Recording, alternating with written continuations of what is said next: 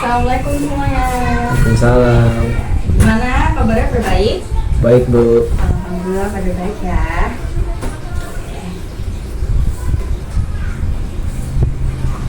Karena kita ada kelas pagi, jadi kalian sambil nunggu teman-temannya yang belum datang boleh sarapan dulu. Mungkin yang lagi makan boleh dilanjutin makannya dulu sambil dibersihin nanti ya. Sampah-sampahnya semuanya, kursi-kursinya juga dirapikan. Baik Bu. Baik, sebelum Ibu mulai pelajaran hari ini, alangkah baik kita berdoa dulu agar pelaksanaan kelas hari ini lancar dan diberkahi. Doa menurut kepercayaan dan keagamaan masing-masing dimulai.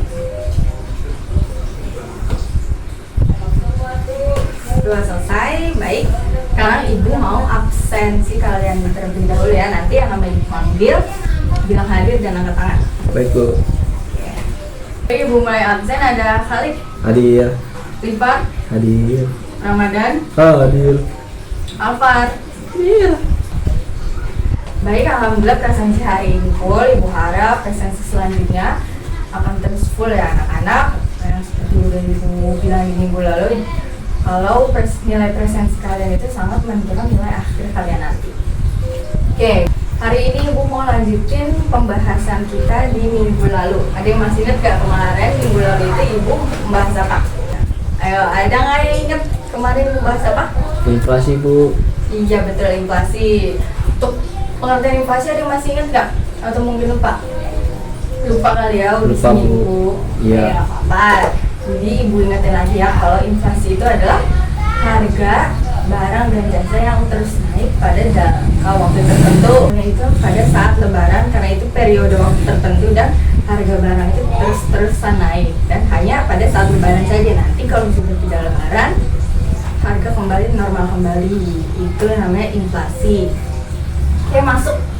Ibu mau jelasin lewat PPT. Oke. Ibu sekarang mau jelasin jenis-jenis inflasi. Sebenarnya jenis-jenis inflasi di Indonesia itu banyak ya, tapi Ibu mau jelasin yang paling banyak terjadi di Indonesia. Jadi ada contohnya itu. Yang pertama, demand pull inflation. Demand pull inflation itu terjadi ketika permintaan agregat atau permintaan total atas barang dan jasa dalam perekonomian melebihi pasokan agregat atau jumlah barang dan jasa yang tersedia. Nah, ini tuh menyebabkan harga naik karena produsen yang tidak mampu memenuhi permintaan yang tinggi dengan harga yang sama. Penyebab utama demand pull inflation adalah permintaan yang tinggi terhadap barang dan jasa sementara pasokan tetap atau tidak cukup. Konsumen itu memiliki daya beli yang tinggi dan ingin membeli banyak barang dan jasa daripada yang tersedia. Contohnya apa? Contohnya kayak pandemi COVID-19, itu permintaan untuk masker melonjak tajam karena masyarakat khawatir terkena virus ini menyebabkan harga masker yang naik meskipun pasokan terbatas. Jadi suka banyakan yang kalian temukan tuh ada orang-orang yang nimbun-nimbun masker. Nah itu mereka itu adalah orang-orang yang menyebabkan demand pull inflation ini terjadi. Jadi pasokan di pasar itu terbatas, tapi mereka punya stoknya dan akan di up dengan harga yang lebih tinggi lagi. Yang kedua ada cost plus inflation, adalah jenis inflasi yang terjadi akibat kenaikan biaya produksi, terutama peningkatan harga bahan baku, upah atau input lainnya yang digunakan dalam produksi. Nah, kenaikan biaya produksi ini menyebabkan produsen harus menaikkan harga jual untuk menutupi biaya yang lebih tinggi sehingga menyebabkan inflasi. Contohnya kayak apa? Contohnya kayak ketika harga minyak mentah naik, biaya transportasi dalam produksi berbagai barang juga naik, menyebabkan inflasi. Kayak waktu itu apa? BBM naik. Nah, itu kan termasuk dari biaya transportasi ya anak. Jadi itu contoh ada cost plus inflation. Buat tadi jenis inflasi. Yang pertama tadi ada demand pull inflation. Yang kedua tadi ada apa? Cost push inflation.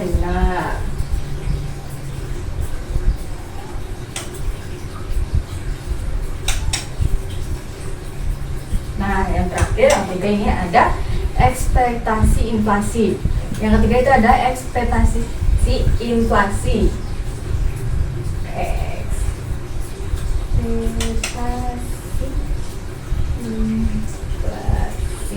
Nah, ekspektasi inflasi itu yaitu harapan masyarakat mengenai kenaikan harga di masa depan bisa memicu kenaikan harga yang sebenarnya jika masyarakat percaya harga akan naik, mereka mungkin menunda pembelian dan mendorong permintaan yang lebih tinggi sehingga produsen menaikkan harga. Nah, kalian bayangin aja nih, masyarakat percaya harga beras akan naik di bulan depan. Nah, berarti mereka akan membeli beras lebih banyak sekarang sehingga permintaan meningkat, produsen beras kemudian itu menaikkan harga karena permintaan yang meningkat dan harga beras yang sebenarnya juga naik. Nah, ini ada ekspektasi ya, karena namanya ekspektasi.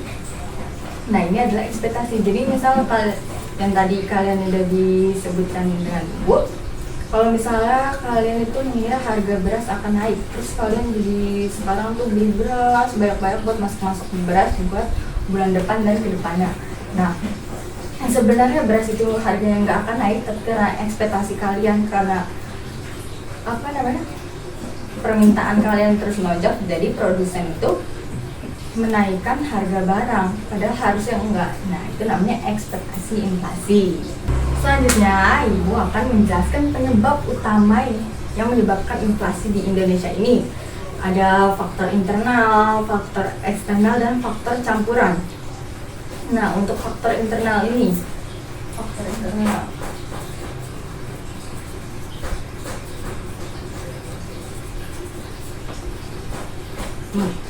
Kayak apa sih Bu? Nah, tentang ini adalah kenaikan permintaan domestik seperti peningkatan permintaan barang dan jasa yang lebih cepat daripada penawaran atau inflasi tarikan permintaan. Lalu ada kebijakan fiskal ekspansif, kebijakan pemerintah yang meningkatkan belanja, misalnya itu melalui bantuan sosial, dapat meningkatkan uang beredar dan mendorong inflasi. Selanjutnya adalah gangguan logistik. Nah, ini tuh masalah dalam rantai pasok dan distribusi barang dapat menyebabkan kelangkaan dan kenaikan harga. Selanjutnya ada faktor eksternal.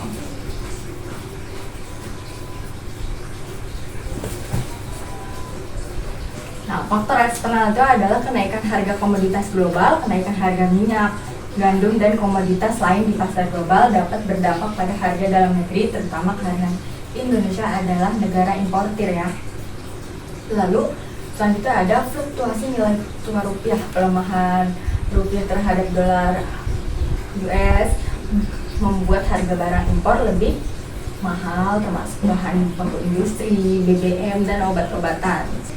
Nah, yang terakhir itu ada kondisi ekonomi global atau disebut juga resesi atau krisis ekonomi di negara-negara maju dapat mempengaruhi ekspor dan impor di Indonesia. Yang terakhir, apa yang tadi Ibu bilang itu campuran. Nah, apa sih itu campuran? Inflasi kan seringkali adalah hasil dari kontribusi faktor-faktor ini, misalnya kenaikan harga komoditas global yang bisa memicu kenaikan harga barang baku, yang kemudian meningkatkan biaya produksi, yang pada akhirnya mendorong produsen untuk menaikkan harga. Setelah penyebab inflasi-inflasi yang sudah Ibu sebutkan tadi, kita masuk akan terhadap dampak-dampak inflasi. Yang pertama itu ada dampak inflasi 10% dapat menurunkan kesejahteraan masyarakat, terutama mereka dengan penghasilan tetap karena daya beli mereka berkurang akibat kenaikan harga barang dan jasa. Inflasi juga dapat mempengaruhi ekonomi secara keseluruhan, menyebabkan ketidakpastian dan sulitnya perencanaan keuangan jangka panjang. Dampak inflasi 10% pada masyarakat ada penurunan daya beli, kenaikan harga barang dan jasa akibat inflasi membuat masyarakat kesulitan membeli barang dan jasa dengan jumlah uang yang sama. Misalnya ini laptop dulu ini misalnya harga berapa sih dulu tuh, paling 2 juta udah dapat speed yang bagus ya. Kalau sekarang, zaman sekarang 2 juta bisa dapat laptop kayak gini nggak? Enggak Bu. Enggak ya, belum bisa. Karena apa itu? Karena inflasi. Semua harga-harga naik, meningkat. Chip-chip, semua hardware yang ada di laptop pun juga harganya meningkat. Nah itu, kenaikan harga laptop ini sekarang menjadi mahal. Jadi orang-orang juga mikir-mikir kan, sekarang untuk beli laptop atau beli HP aja. Jadi mereka nggak bisa kayak dulu lagi nih, misalnya bisa beli laptop, bisa beli HP juga nih.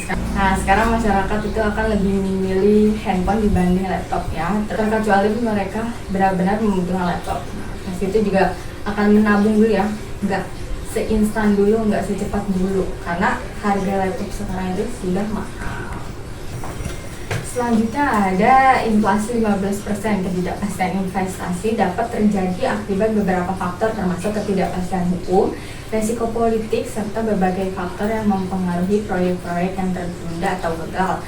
Hal ini dapat menyebabkan investor enggan menanamkan modal karena khawatir terhadap risiko dan potensi kerugian yang memungkinkan timbul. Selanjutnya ada inflasi 25%. Nah itu kesenjangan pendapatan. Inflasi memperlebar kesenjangan pendapatan karena sebagian besar masyarakat mengalami penurunan daya beli, sedangkan beberapa pihak mendapatkan keuntungan dari kenaikan harga atau memiliki aset yang bernilai lebih. Dampaknya pada kelompok rentan itu seperti kelompok rentan pada buruh ya, pekerja informal dan mereka yang memiliki penghasilan tetap sangat terpukul oleh inflasi. Mereka kesulitan memenuhi kebutuhan dasar dan hidup dalam kondisi yang lebih sulit. Yang seperti kita tahu kayak mungkin orang-orang yang gajinya di bawah UMR itu merasa akan sulit kayak bertahan hidup untuk kebutuhan pokoknya dan lain sebagainya karena inflasi yang terjadi di Indonesia, itu kenaikan harga bahan baku yang mulai naik. Nah ini yang disebut dampak inflasi 25% ya. Itu contohnya anak-anak.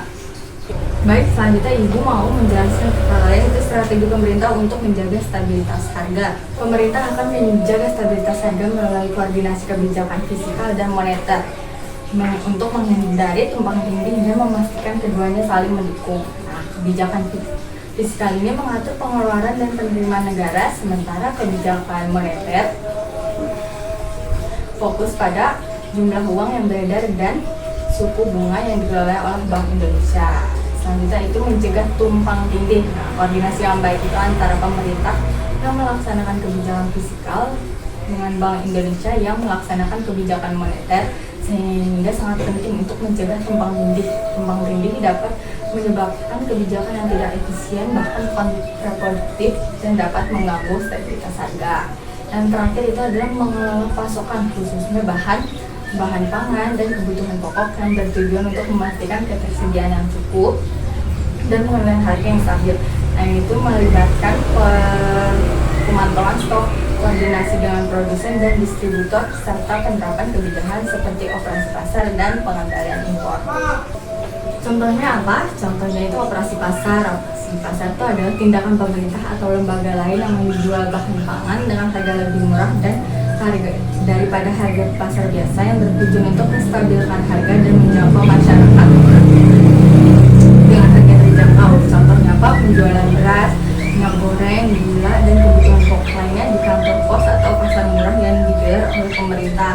Yang bisa kalian lihat tuh di sekitar kalian tuh misalnya ada koperasi, itu bisa menjadi contoh adanya operasi pasar ya, karena koperasi itu menjual bahan-bahan baku, bahan-bahan pokok dengan lebih murah. Nah, pengawasan ini juga bertujuan untuk menjamin kelancaran pasokan dan menjaga harga kebutuhan pokok agar tetap terkendali, khususnya menjelang hari raya atau event penting lainnya. Yang udah kayak Ibu bilang tadi, kalau lebaran itu kan suka harga pada naik. Nah, operasi pasar ini itu bertujuan untuk menstabilkan harga biar harganya tidak melonjak terlalu naik. Yang terakhir ada mencegah penimbunan barang, terutama kebutuhan pokok, dan dapat menyebabkan kelangkaan dan lonjakan harga yang merugikan masyarakat. Pengawasan yang ketat termasuk pengawasan lapangan dapat membantu mencegah praktik ini. Kayak yang tadi udah Ibu sebutkan, contohnya itu adalah kalau saat COVID-19 itu kan suka banyak yang nimbun masker. Nah, tugas pemerintah itu adalah untuk mencegah penimbunan itu sehingga stok barang itu selalu ada dan selalu terpenuhi. Baik, kurang lebih itu saja materi dari Ibu. Apakah ada yang kurang jelas atau mungkin ada yang ditanyakan? Sudah jelas Bu. Sudah jelas ya, baik. Nah, karena sudah jelas, Ibu mau kasih tugas kelompok kalian. Karena minggu depan kita ada pelajaran ini lagi, Ibu mau kalian bikin tugas kelompok. Di sini muridnya ada berapa? 30 Bu. 30. Jadi ibu mau nanti ada 3 kelompok ya, masing-masing kelompok ada 10 orang. Nah kalian ini nanti cari masing-masing contoh dari jenis-jenis inflasi seperti demand, cost plus, dan eksploitasi inflasi.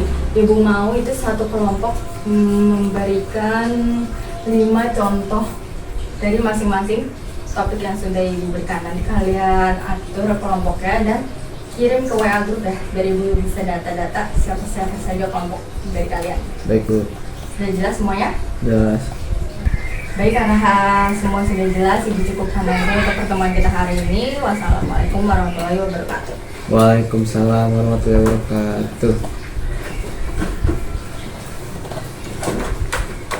Baik semua, ibu permisi keluar dulu ya anak-anak. Terima Baik, kasih Bu. semua.